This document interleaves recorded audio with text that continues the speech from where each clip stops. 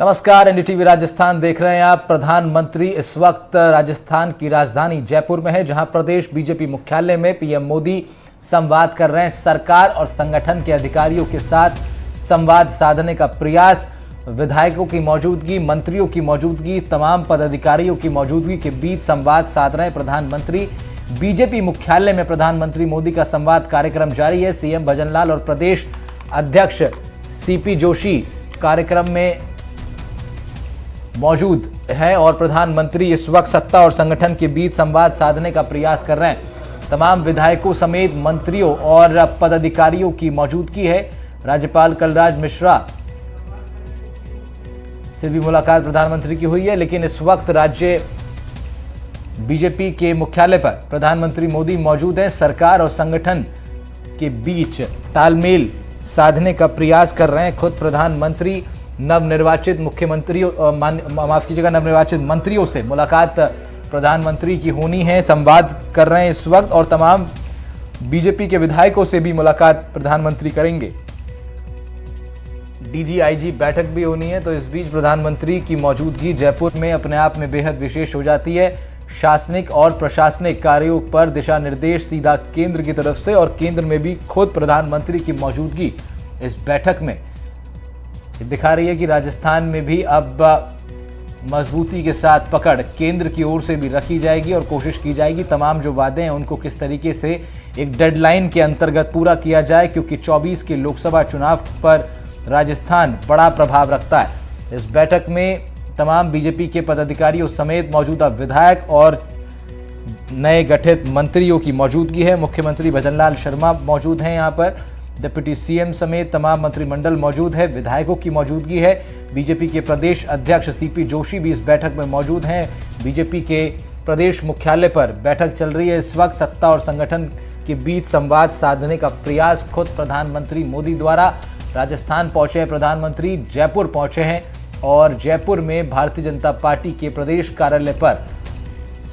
प्रधानमंत्री की मौजूदगी, और इस बैठक में उनके साथ सीएम भजनलाल शर्मा, प्रदेश अध्यक्ष सीपी जोशी, जीते हुए तमाम भारतीय जनता पार्टी के विधायक, नवगठित मंत्रिमंडल और संगठन के तमाम बड़े पदाधिकारी इस बैठक में मौजूद हैं। बाल वीरेंद्र शेखावत हमारे संवाददाता हमारे साथ जुड़ रहे हैं ज्यादा जानकारी के साथ। वीरेंद्र, क्या कुछ अपडेट आ रही है बैठक से, किस किस की मौजूदगी है वहां? देखिए, इस पूरी बैठक की अगर बात की जाए तो इसके अंदर तमाम जो बीजेपी के शीर्ष नेता हैं, जिसमें आप देखेंगे कि जो प्रदेश अध्यक्ष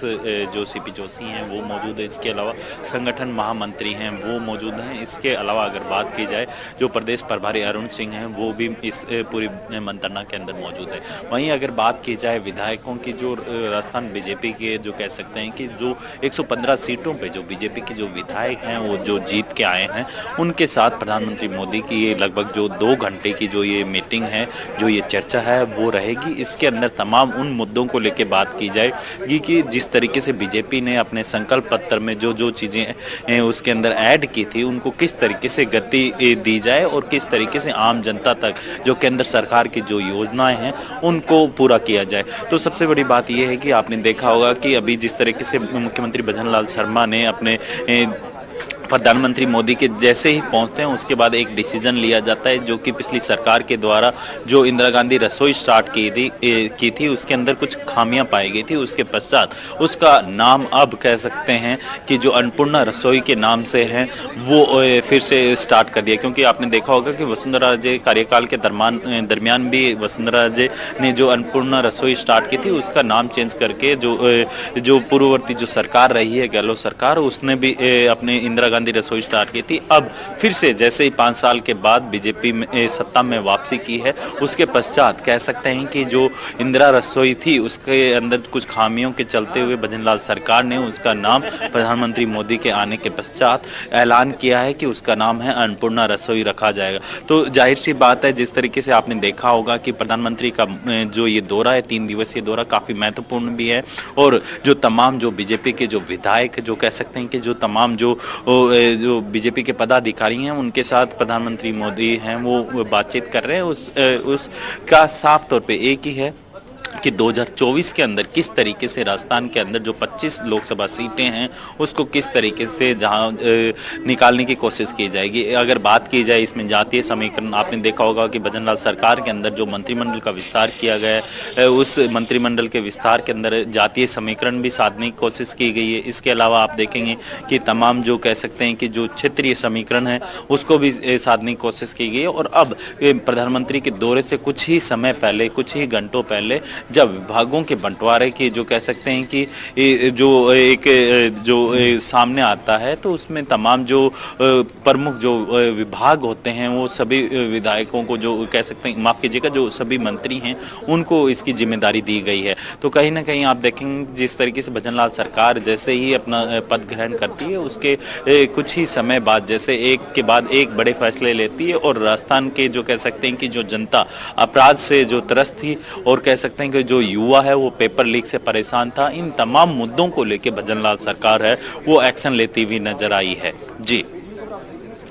बिल्कुल वीरेंद्र, और तमाम समीकरणों को साधने की भी कोशिश होगी और सीधा निशाना जिस तरह से आप भी बता रहे हैं बेहद ही ऑब्वियस अब ये दिखाई पड़ रहा है, क्योंकि प्रधानमंत्री की मौजूदगी जब वहाँ पर सीधे तौर पर है तो फिर लोकसभा चुनावों की बात ना हो ऐसा तो हो नहीं सकता। बिल्कुल ठीक आपने बताया कि लोकसभा चुनावों में भी किस तरीके से अब पूरा मंत्रिमंडल जो है, टीम जो है भारतीय जनता पार्टी की, कैसे उसका सटीक उपयोग कर पाएंगे, इसी के लिए अभी से तैयारी प्रधानमंत्री की ओर से भी हो रही है। तो कब तक ये बैठक चलनी है वीरेंद्र, और इसके बाद क्या कुछ कार्यक्रम रहने वाला है? देखिए, अगर इस बैठक की बात की जाए तो अकॉर्डिंग टू पीएम मोदी का जो कार्यक्रम बना हुआ है उसके अनुसार अगर मैं बात करूं तो ये लगभग 8 बजे के करीब है ये बैठक है, ये चर्चा है, ये खत्म हो जाएगी। उसके बाद प्रधानमंत्री मोदी हैं वो जो राजभवन के अंदर उनका जो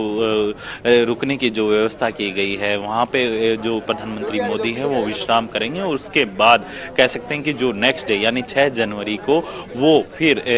तकरीबन 8 से 8:30 बजे के करीब वो राजभवन से निकलकर जो राजस्थान जो इंटरनेशनल सेंटर है वहाँ पे जाएंगे और जो आईजी और डीजी की जो कॉन्फ्रेंस चल रही है उसके अंदर शरीक होंगे और तमाम उसके अंदर जो राज्यों के जो आईजी और डीजी इस तरह के जो अधिकारी हैं वो मौजूद रहेंगे। इसके अलावा जो सुरक्षा, ठीक है जी ठीक है वीरेंद्र, बहुत बहुत शुक्रिया आपका, तमाम जानकारी आप साझा कर रहे हैं लगातार हमारे साथ, बहुत बहुत शुक्रिया। फिलहाल